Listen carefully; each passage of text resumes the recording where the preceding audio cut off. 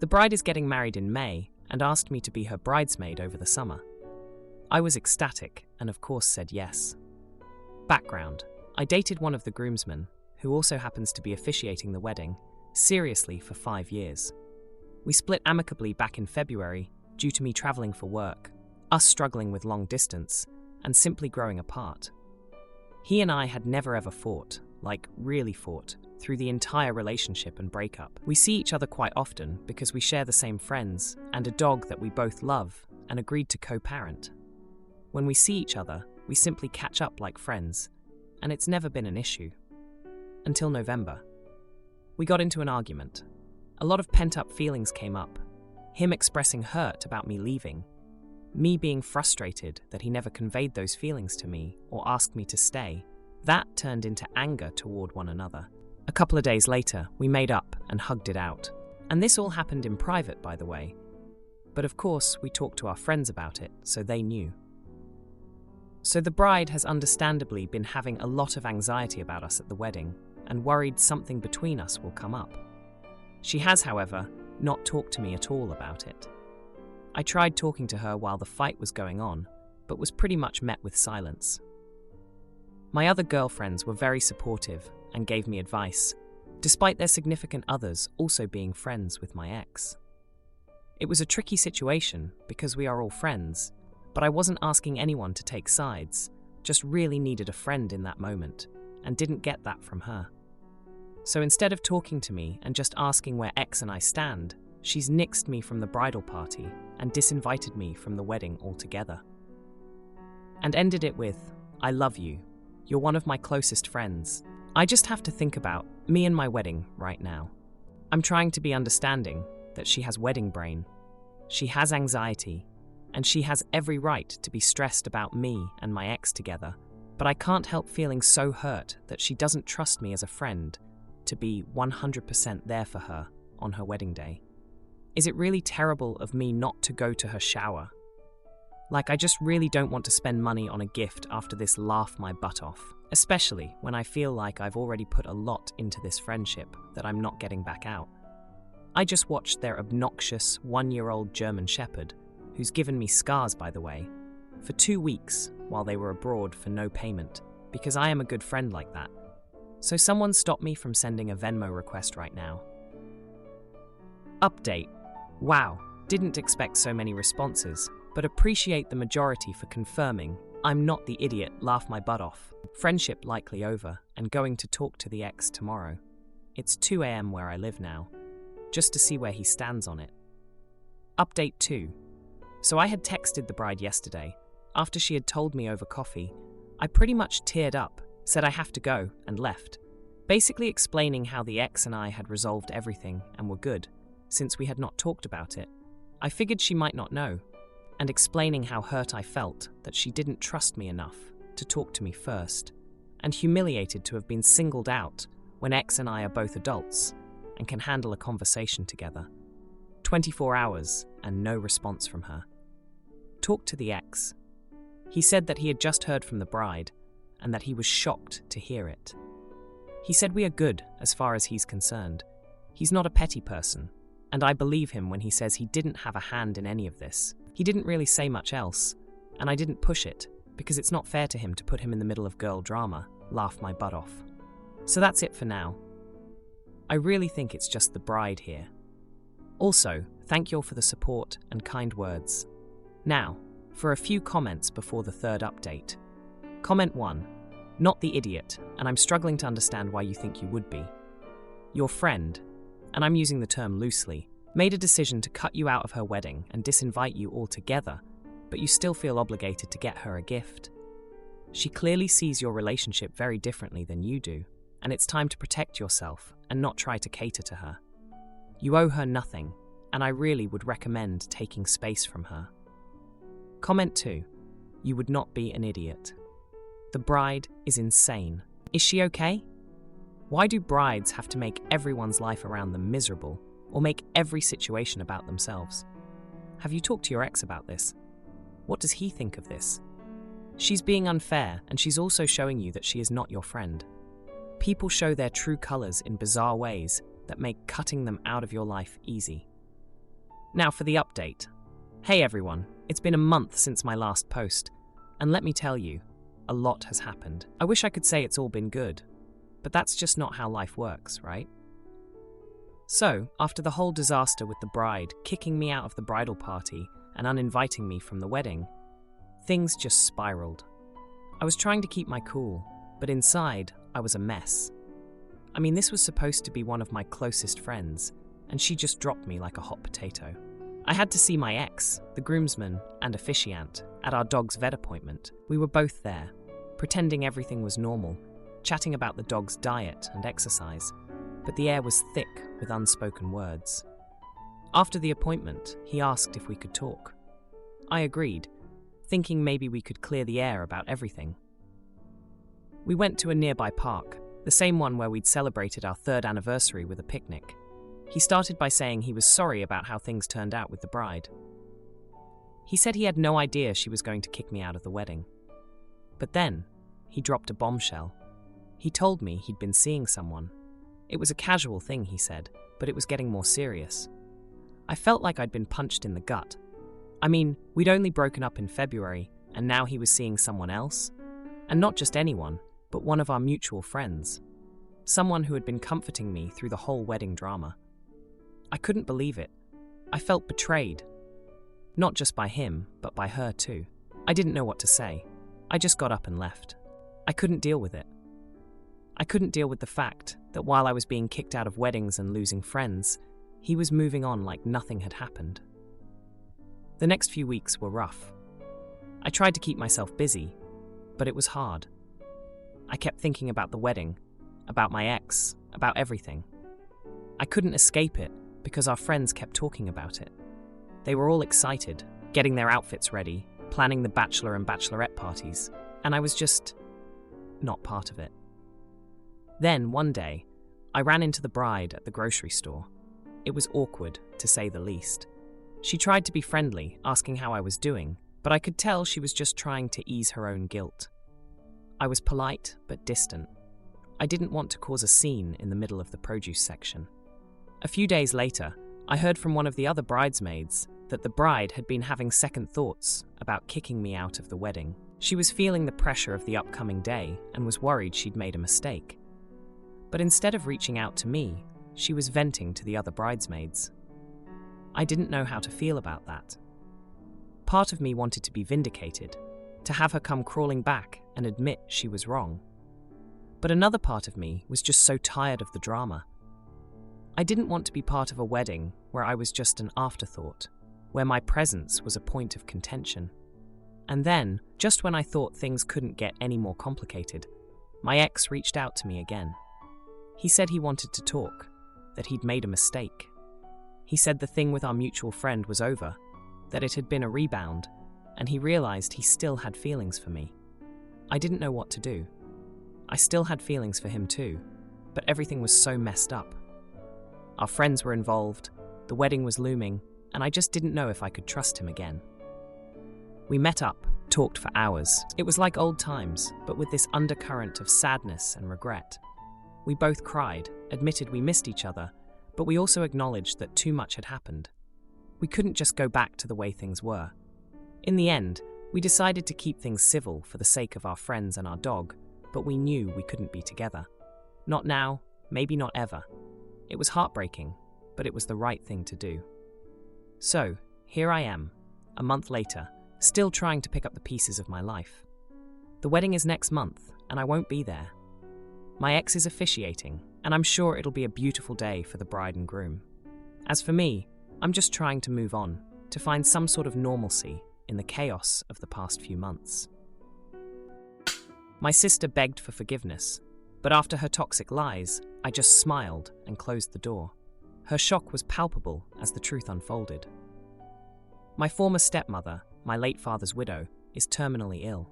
I have not seen her since his death 7 years ago. I kept minimal contact with my half-siblings, 15 and 16 years old, through her, but not closely either. My relationships with them were complicated, and I do not care for the woman at all. My former stepmother's brother contacted me and told me she needs someone to take care of her now, and it should not fall on my half-siblings, and cannot fall on him, as he lives in another state. Her condition is terminal, and they believe she has less than a year left. I was told by her brother that I should take responsibility for helping to care for her, given she was my stepmother for many years of my life, and she is the mother to the 2 kids. I should be willing to take in once she has passed. He told me refusing to care for their mother is going to permanently end my relationship with them. For those wondering about background, my mom and my former stepmother were very close friends, and before my mom's death, my former stepmother and father betrayed her by carrying out an affair. I overheard the fight when my mom found out the truth. Once my mom had passed, my former stepmother decided to create a huge scene at my mom's funeral and insulted my mom's parents and insulted her sisters for saying my former stepmother had no place at the funeral. She tried to say, as my future stepmother and my mom's closest friend, she would always have a place. I called her names that day. She told me I would regret it one day. That day has never come. But she did revel in telling me all my mom's flaws after she and my dad married. I never saw Dad the same way either. But he refused to let the relationship go completely and did his best to maintain contact once I left his house. He died when I was 20. I told him I would not care for his sister, and I made it very clear to him that I was not going to make her end of life any easier than she made my mom's. My half-siblings called me and told me their mom was asking for me, and they were scared and wanted me to be there at the end. They said she needs someone to help her, and they can only do so much with school, that they hate leaving her alone. I told them I was sorry and I knew what it was like to watch your mom slowly fade, but that I was not the one to do it. My half-brother asked if I didn't love her at all after all this time. I said no. He told me to stay the hell away then, and from them as well. My father's sister heard about all that happened, and she told me I should be more mature than that, and I should be more loving and compassionate to my half-siblings. She told me I should love them more than I hate their mom, and agree to care for her to make their next year a lot less stressful. When I refused, she called me a cruel and selfish person, and she told me I was behaving like the very person I hated the most. Am I the idiot? Now, for a few comments before the update. Comment 1. Not the idiot. I was told by her brother that I should take responsibility for helping to care for her, given she was my stepmother for many years of my life, and she is the mother to the 2 kids. I should be willing to take them in once she has passed. Did he mention how he came up with this delusion? Was it a brain injury, or did he suffer a stroke recently? He told me refusing to care for their mother is going to permanently end my relationship with them. Nice try on emotional blackmail. If only the threat would work. So assholery runs in this family. That is another reason to stay away from these people. Comment 2. You're not a blood relative, and to even think to direct criticism at you just opens up such a floodgate of crushing responses. I'm surprised anyone was dumb enough to try. I'd run with. Although it saddens me that none of her direct relatives are prepared to care for her, it perhaps says a lot about the woman's character that you've reached so far down the list of potential carers that children from the home she wrecked came up. I suggest you continue your search for someone to offload your responsibilities to elsewhere. Now, for the update. Hey everyone, thanks for all the support on my last post. It's been a hectic month since then, and a lot has happened. I never expected things to turn out the way they did, but here we are. After I refused to take care of my former stepmother, things got pretty heated with my family. My aunt, my father's sister, was relentless. She kept calling, saying I was being heartless, and that I should think of my half-siblings. She said they were just kids and needed me. But I couldn't shake off the past, the way my former stepmother had treated my mom and the chaos she brought into our lives. Then, out of nowhere, my half-brother called me again. He was crying, saying their mom had taken a turn for the worse. He begged me to reconsider, not for her, but for them. They were struggling to keep up with school and take care of her. I could hear the desperation in his voice, and it broke my heart. I remembered how lost I felt when my mom was sick, and I couldn't help but feel for them. But the past is a powerful thing. I still couldn't bring myself to face her, not after everything. I told my half-brother I'd think about it, but deep down, I knew my answer wouldn't change. A few days later, I got a call from my half-sister. She was furious. She told me that they knew about the affair between our dad and their mom, and how it had hurt me and my mom, but she said that they were innocent in all of this, and that I was punishing them for our parents' mistakes. She said I was just like our father, abandoning them when they needed me the most. That hit hard. I never wanted to be like him, but here I was, repeating history. The next week, my half-brother called again. He said their mom was asking for me, that she wanted to apologize for everything before it was too late. I didn't know what to feel. Part of me wanted to scream at her, to tell her it was too late for sorry. But another part of me, a part I didn't recognize, wondered if this was a chance for closure. I agreed to meet her, but I wasn't prepared for what happened next. When I walked into that room, I saw a frail woman, a shadow of the person who had caused so much pain. She couldn't speak much, but she managed to say she was sorry.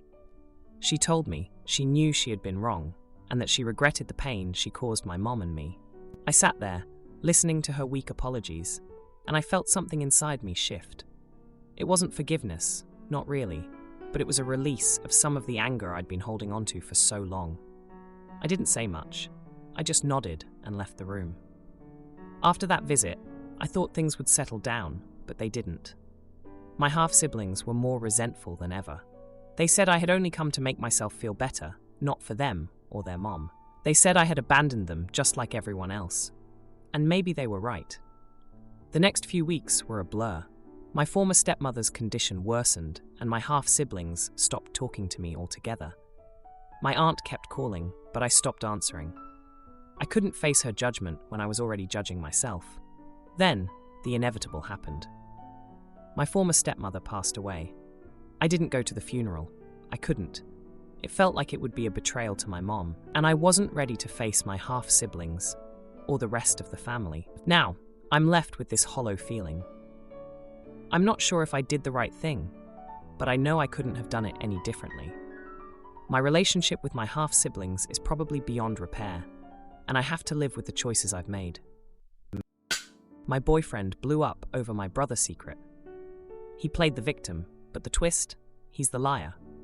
Oh boy, tables turn.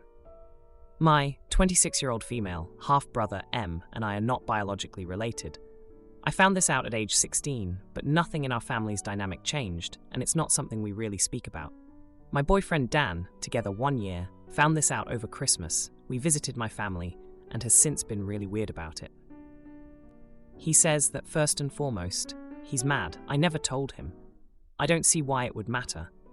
But he says it's something you would normally share with a partner after being together as long as we have, and he didn't think we had secrets. I don't think this is a secret, or even an omission. It's not some dark family history that you get told once you take an oath.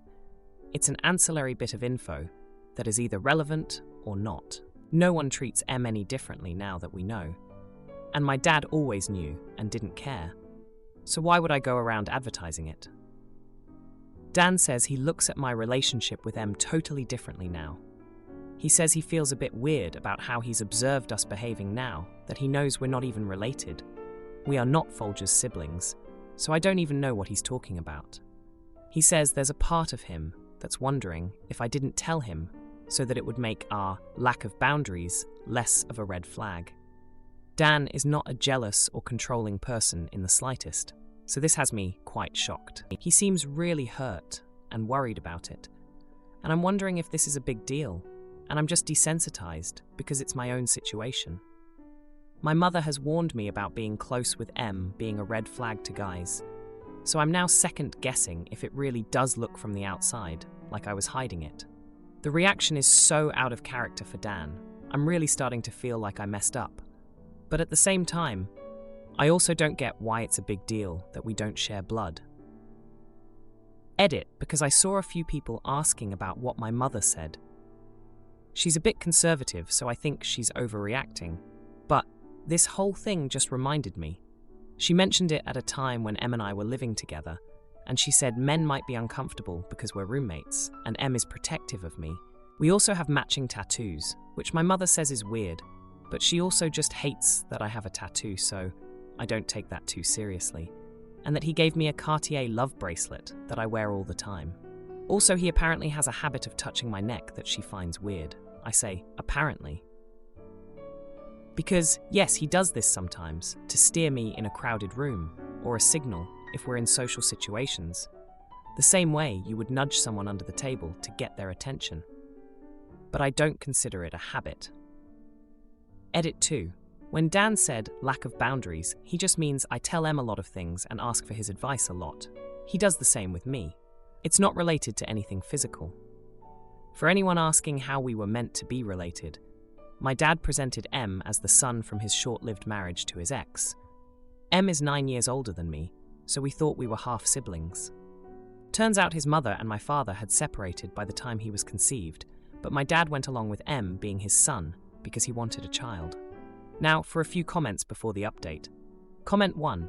Not the idiot. You were raised as siblings. You are siblings. Dan is being really weird and insecure. Many people are close with their siblings. Is Dan an only child by chance? Also, we are not Folger's siblings would make a great flair. Comment 2. Not the idiot. Redditors are going to go crazy though, because everyone here seems to think the worst of everything. Now, for the update. Hey everyone. It's been a tense 3 days since I last posted about the situation with my boyfriend Dan and my not biological brother Em. I've got some updates that I think you'll find pretty interesting. First off, let me give you a bit of history about Em and me. We grew up together, and even after finding out we weren't related by blood, nothing changed for us. We've always been super close, and that's just how our family rolls. Em has been there for me through thick and thin, like when I had that nasty flu in high school, and he was the one making me chicken soup and checking my temperature every hour. Now, back to the present. After my last post, things got even more intense. Dan and I had another talk, and he admitted that he's been feeling insecure ever since we visited my family over Christmas. He said seeing Em and me together, knowing we're not actually related, made him question a lot of things. He couldn't shake the feeling that maybe there was more to our relationship. I was shocked. Em and I had never seen each other in that light. But Dan pointed out how Em gave me that Cartier love bracelet and how we have matching tattoos. I tried to explain that the bracelet was a gift for my 21st birthday, a big milestone, and the tattoos were just a fun thing we did on a whim after a concert we both loved. But Dan wasn't convinced. He brought up how Em touches my neck in social situations, and I realized that maybe to an outsider, it could look intimate. I never thought about it that way, because Em has always been like a protective older brother to me. The next day, Em came over to my place because we had planned to hang out and catch up on some TV shows we both follow. I decided to talk to him about everything. Em was taken aback by Dan's concerns, but understood where he was coming from. He said he never wanted to cause trouble in my relationship and suggested maybe he should take a step back for a while. I was torn. Em had been my rock for so long, but I also cared deeply about Dan. That night, Dan came over and he and Em had a long conversation without me. I don't know everything they talked about, but I could hear raised voices at one point. It was tense. The next morning, Dan told me that he and Em had cleared the air. Em had shared stories about our childhood, like the time he defended me from bullies in middle school, or how he helped me study for my SATs. Dan said it helped him see the brotherly side of Em's actions. But he also admitted that he still felt uncomfortable and needed some time to process everything. That same day, Em announced that he had been thinking about moving to another city for a new job opportunity before all this drama happened. He said he'd made up his mind and would be leaving in a couple of weeks. I was devastated. I felt like I was losing my brother all over again, even though he promised we'd stay in touch. So here we are, 3 days later. Dan and I are trying to work through his feelings of insecurity, and Em is preparing to move away. I'm helping him pack up his things, and we're reminiscing about all the good times we've had. It's bittersweet. I'm happy that Em has this amazing opportunity, but I can't help feeling like this whole situation has driven a wedge between us. Dan has been more affectionate since his talk with Em, and I think he's trying to show me that he trusts me. but there's still this underlying tension that wasn't there before. I'm hopeful that with time, we'll get back to how we were, but right now, it feels like everything's changed. If you like this video, you'll probably like these too. Also, while you're here, please consider subscribing. It's your support that keeps this channel alive and allows me to make better and longer videos. Have a great day.